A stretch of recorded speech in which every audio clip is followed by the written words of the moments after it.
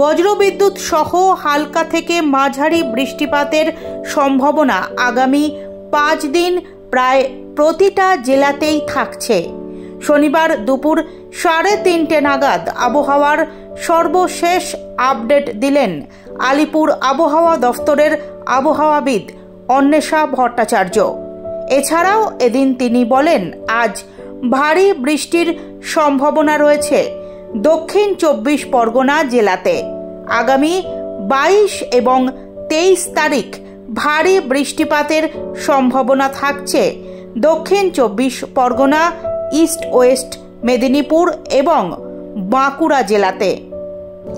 হ্যাঁ, এখন যেহেতু বে অফ বেঙ্গল থেকে অনেকটা ময়েশ্চার ইনকারশন রয়েছে দক্ষিণবঙ্গে, তাই আজকে যেরকম দেখতে পাচ্ছেন যে থান্ডার ক্লাউড তৈরি হচ্ছে এবং বিভিন্ন জায়গায় বজ্রবিদ্যুৎ সহ বৃষ্টিপাত হচ্ছে এবং এই একই রকম বজ্রবিদ্যুৎ সহ হালকা থেকে মাঝারি বৃষ্টির সম্ভাবনা প্রায় প্রতিটি জেলাতেই আগামী 5 দিন থাকছে। এর সঙ্গে আজকে যেমন ভারী বৃষ্টির সম্ভাবনা রয়েছে দক্ষিণ 24 পরগনা জেলাতে এবং তার সঙ্গে ডে 3 মানে আজকে হচ্ছে 20 তারিখ, 21, 22 তারিখ, 22 এবং 23 তারিখ ডে 3 এবং ডে 4-এ ভারী থেকে ভারী বৃষ্টিপাতের সম্ভাবনা থাকছে দক্ষিণ 24 পরগনা, উত্তর 24 পরগনা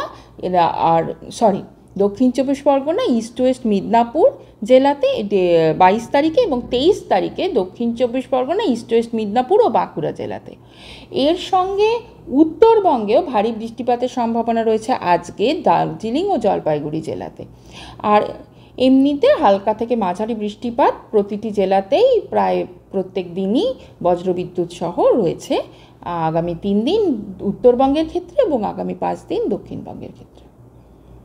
প্রাককাল এবং তারপরেই দেবীপক্ষের সূচনা শুরু হবে। এবার এই সময়টা মানে পুজোর যে দিনগুলো দশমী অবধি কলকাতায় এবং শহরতলিতে কিরকম আবহাওয়া থাকবে? কলকাতায় 1-2 পশলা বৃষ্টি, হালকা থেকে মাঝারি বৃষ্টি বজ্রবিদ্যুৎ সহ হওয়ার সম্ভাবনা থাকছে কালকে।